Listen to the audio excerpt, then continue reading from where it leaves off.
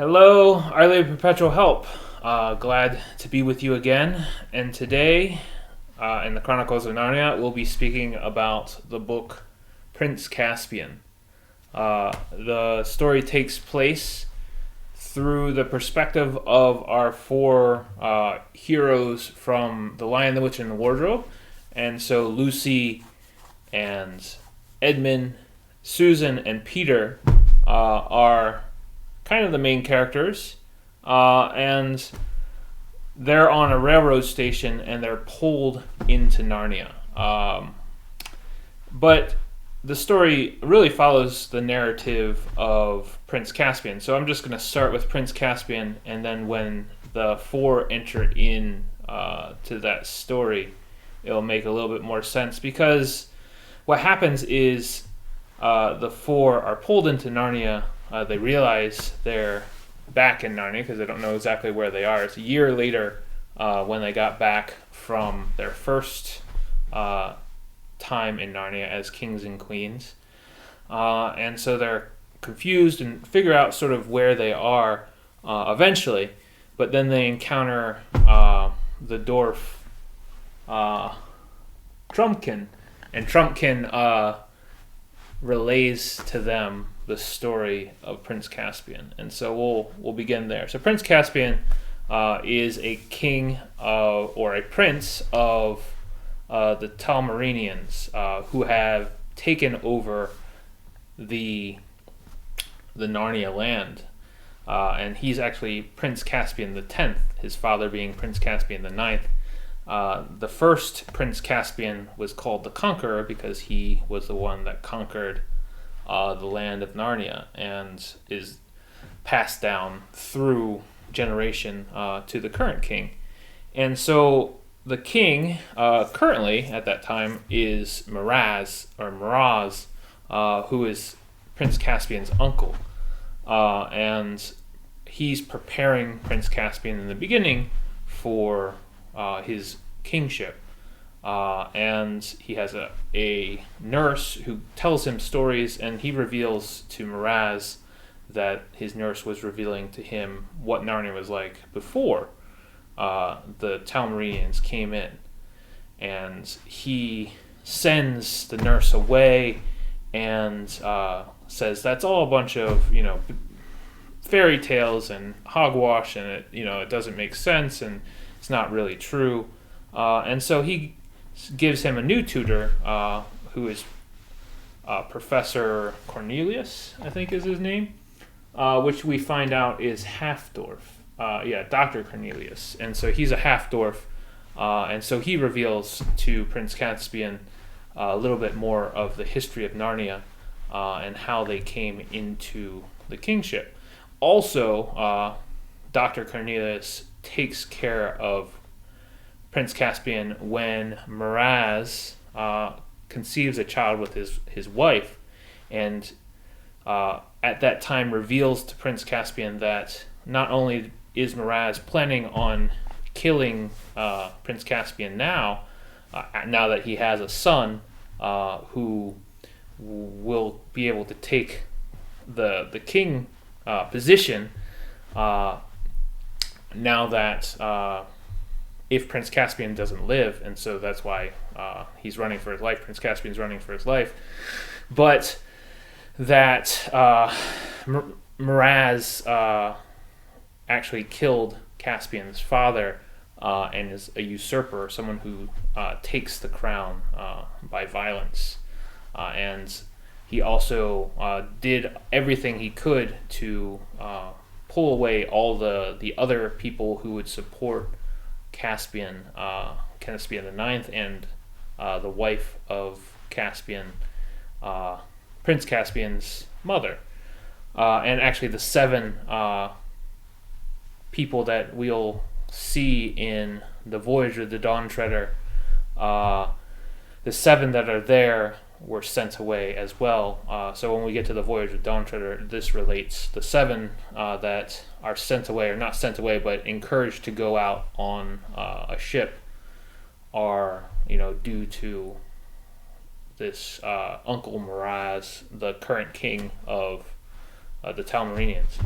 And so Prince Caspian runs away, and his intention is to try and find the Narnians and seek help from them, as reestablishing himself as king of Narnia, as the Telmarinian king, and fighting against Miraz, who he finds out through Dr. Cornelius is sort of a bad king, very hard on his people, and obviously has suppressed and fought against the Narnians and sort of made them go into hiding.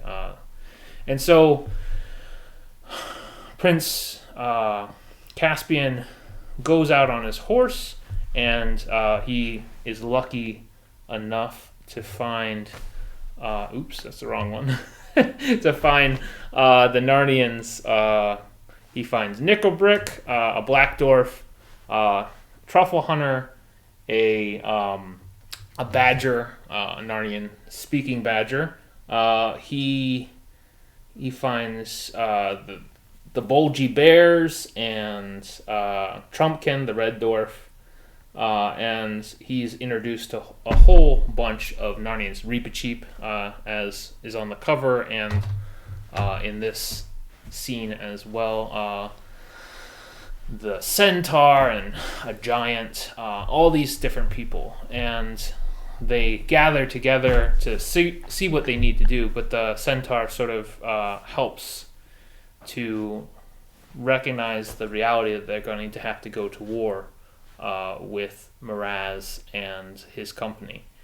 And so at that point, they're fighting and they're not doing well, and they recognize they need help. And Dr. Cornelius meets them. He runs from the castle after finding out the Prince Caspian's horse goes back to the castle after he encounters the Narnians, which is through knocking himself out by a tree. And so the horse goes back to the castle, notifying Miraz that he has run away. And so Dr. Cornelius leaves and finds Prince Caspian and helps to support that group. But he also brings or gives Prince Caspian the Horn of Susan, which is a relic in that time. It's like theoretically like 1,000 years past the original rulers of King Peter and Queen Susan and King Edmund and Queen Lucy. So it's like 1,000 years beyond that time when they ruled before. So that horn has been found and given to Prince Caspian to be blown if the need was great. And so because the battle's not going well, they decide to blow the horn. And the dwarves are sort of not very believing. Truffle Hunter and Dr. Cornelius are on the side of let's seek the aid, and believing in the Narnians and believing in Aslan and the who might come because of the horn being blown. And so the horn's blown, which is what pulls the four from the train station into the land of Narnia. And so when they come into Narnia, they find out that they're in Narnia eventually, and try and figure what they're going to do. And they find they're at Cair Paravel, and that they find Trumpkin, who was sent to Cair Paravel to try and find them. The red squirrel was sent to the lamppost because the lamppost was the other place they reckoned might be. It was either the lamppost or the stone table. I don't remember which. But either way, they're pulled and they go to Cair Paravel, and they encounter Trumpkin, who is trying to find them, and some Telmarinians that found him. And so after they prove to Trumpkin that they're actually who they say are, they're the kings and queens of Narnia, and that they're not just children, but have some authority. And when they come back to Narnia, they're sort of reinvigorated with their former exploits their former way of life as king and queen, and so they're sort of coming into their own, and they get to show off to Trumpkin, who doesn't believe them. So Trumpkin and Edmund have a little fight with swords, and Edmund shows himself to be the better swordsman. And then Trumpkin and Susan have an archery contest, and so Susan shows herself to be an exquisite archer, but Trumpkin also reveals that he is hurt in that as well. And so Lucy, finding her cordial along with the rest of the gifts they've received from Father Christmas that was in the storehouse below Cara Paravel, heals Trumpkin. And so Trumpkin is thoroughly grateful for saving his life from the Talmurians, for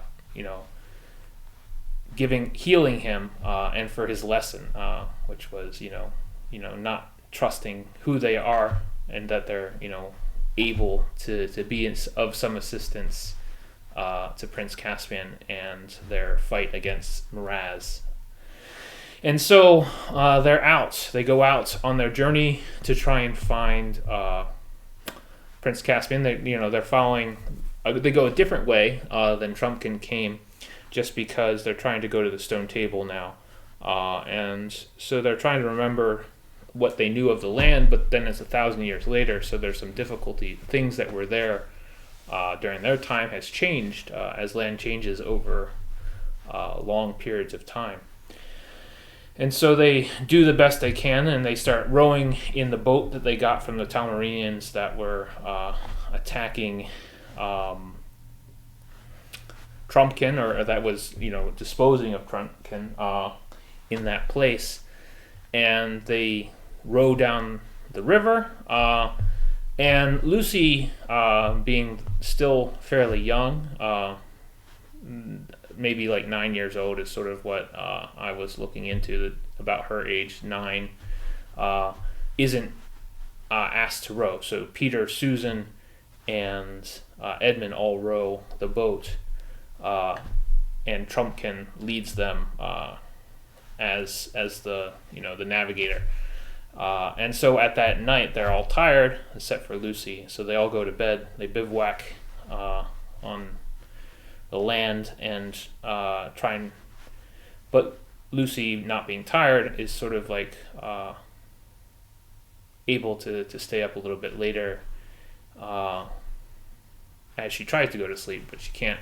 And she sort of, is recognizing sort of the power and majesty of Narnia, and looking at the constellations that she knew, being in Narnia for so long, and then sort of the trees, recognizing the trees are spirits, or the spirits of the trees, and just asking them to awake.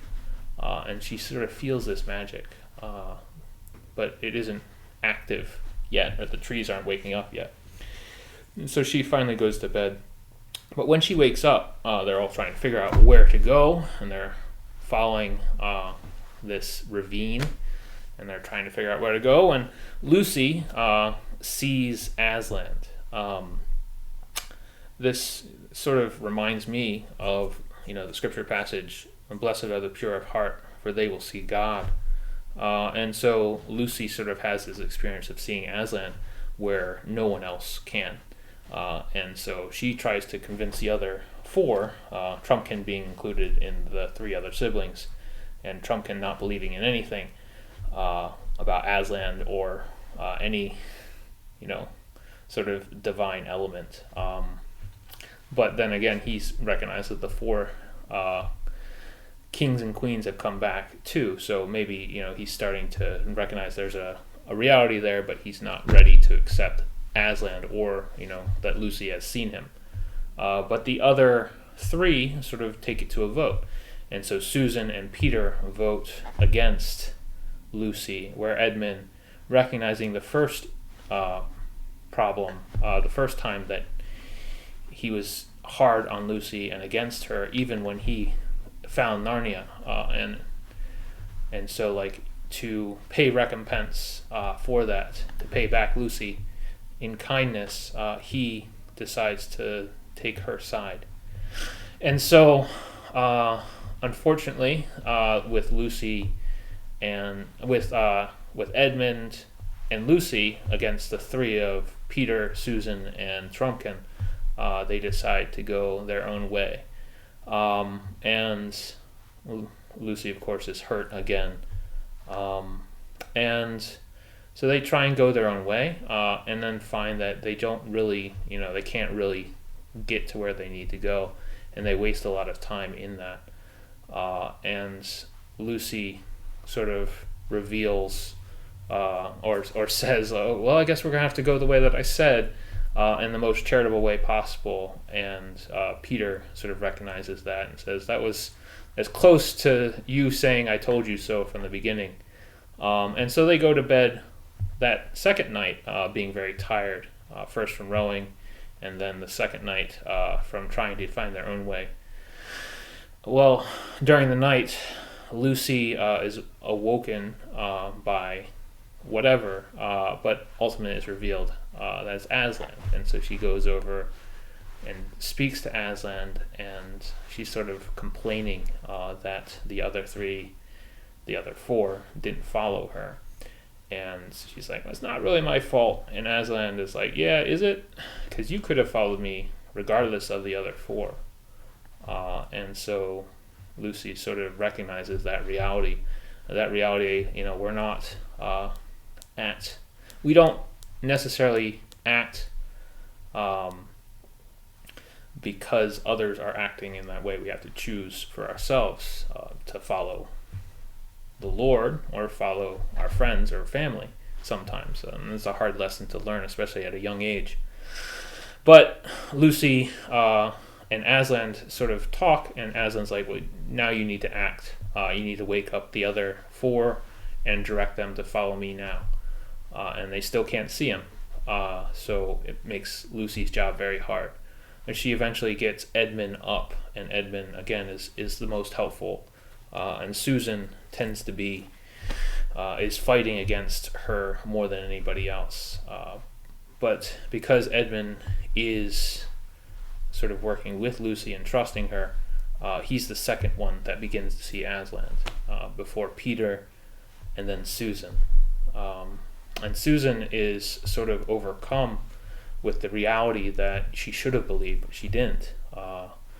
And in that she's just sorrowful. And Aslan encounters her and says, Susan, you've let fear control you. And I think that's a great sort of witness to that reality that we deal with sometimes, that we have to fight the fear of the world, and what seems like the world is leading us where we should be following the Lord. And so he breathes on Susan and rectifies. And then he encounters Trumpkin, who had never met him before, and throws him up in the air and does some things and says, shall we be friends? And Trumpkin's like, I guess. It's just a funny kind of scene. It sort of breaks up sort of that seriousness of the four all coming to recognize and see Aslan together again. And so they follow Aslan, and the Trumpkin, Peter, and Edmund go to meet Prince Caspian, and the girls go with Aslan a different way. And the girls get to celebrate a feast with a couple of the animals and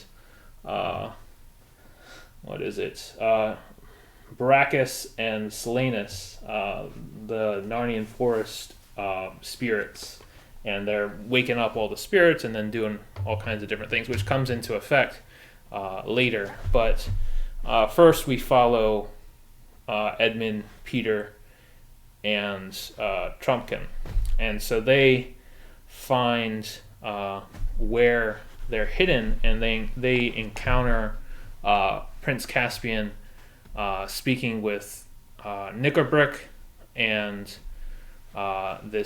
these other two, this werewolf and hag, and Truffle Hunter. And this is one of the most scary sort of scenes in the book where Nickelbrick is saying, well, the Prince Caspian blew the horn and it didn't do anything, and so now we want to turn to the White Witch or the White Queen, a White Lady as the hag calls them. But Nickelbrick is sort of despairing and turns to whatever will bring them what they want, despite the danger. And so the werewolf and the hag are the way in which Nickelbrick tries to bring that into the end. But eventually Prince Caspian and their group fight against them, and Edmund and Peter and Trumpkin enter in as well. And there's that recognition that Nickelbrick was sort of embittered and turned to that despair. If things had gone better, maybe he would have turned good. And that reality that is so hard to encounter, but at the same time it gives us sort of that hope, that recognizing that even those who are in that dark place can be brought back. And then Peter and Prince Caspian and Edmund and all try and figure out what to do, because they're sort of waiting on Aslan. They don't know exactly how long it's going to do. They recognize they have to do something in the in-between. And so they decide on having a one-on-one combat with Miraz. So Edmund goes with a letter written by Peter, which is cool. Like, you sort of see the kingship of Peter and Edmund and their strengths as kings being portrayed in this new, and the whole story is sort of the recognition that they were kings and queens for many years, and so you see sort of the effect of that, or how they lived their kingships and queenships before, and just that reality is expressed as they're getting back into their kingly roles or their queenly roles, and the skills that they developed as kings and queens. And so he writes a letter to Miraz and challenges him to single combat, and through the manipulation of Miraz's two lords,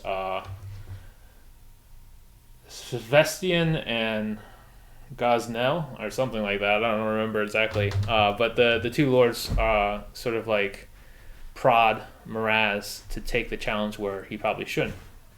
And so as they, Miraz accepts, they go into combat.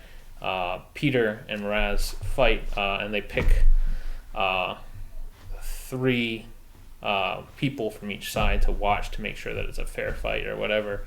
And there's sort of a funny scene with the bulgy bears, the giant, and Reepicheep as well, and all that sort of interplay between the characters, seeing the different aspects, and also the neat sort of establishing the world of Narnia in a more fuller way.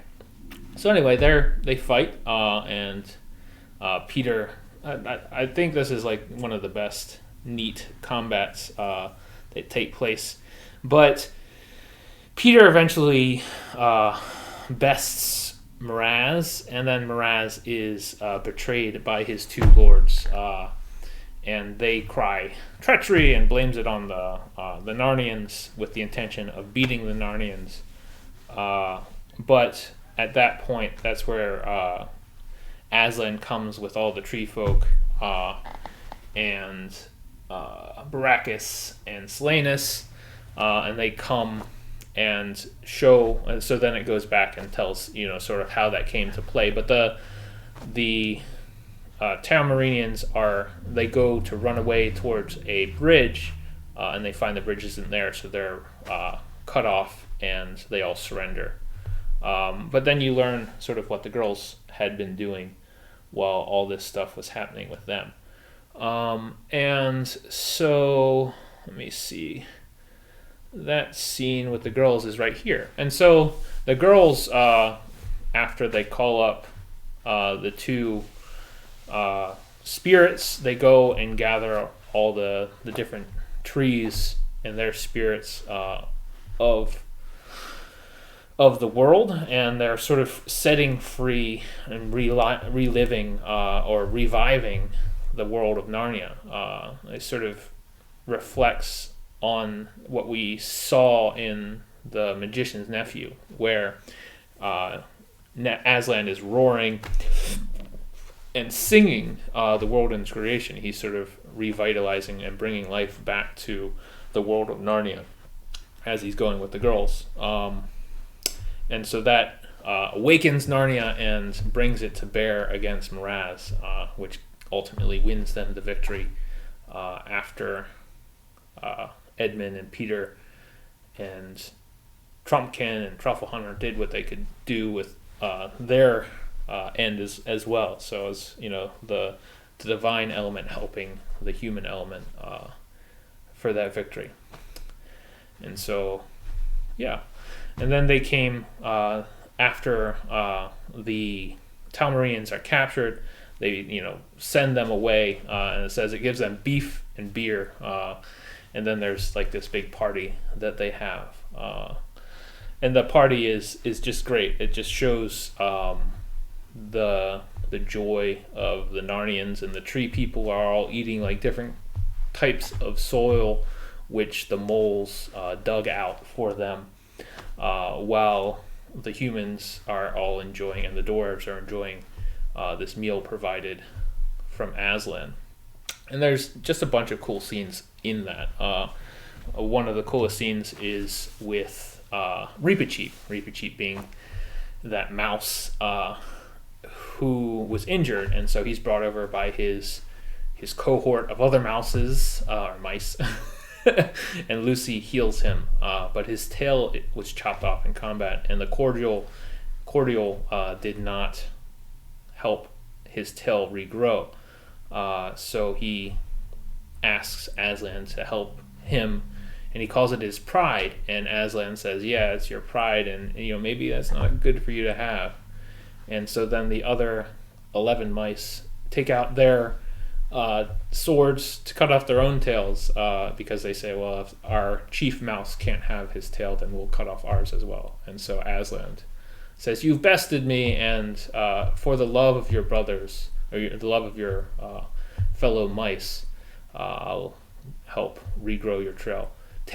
Sort of that image and beauty that we see in the gospel several times with Jesus, the faith of someone else bringing about the power for Jesus to act and heal.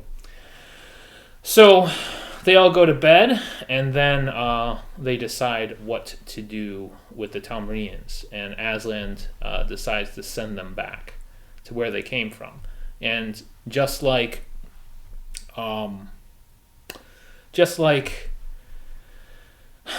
Peter and Susan and Lucy and Edmund, the Talmarians are sons of Adam and Eve, which is a cool sort of realization for us, but then also for Prince Caspian. Aslan says, you have as much honor, as great honor being from the son of Adam and daughter of Eve, and as much humility as you need from that recognition that we both have pride in where we've come from, but also humility in where we're being led and how we're called to respond to God in that. But the Talmarians are given the option. You can either stay in Narnia or you can go home. Home being the world, our world. And Aslan reveals how they came into Narnia in the first place, through a portal on an island. They were all pirates, apparently, 6 pirates, and they were sent to Narnia with their wives, accidentally falling through one of those places that still had magic in it in our world.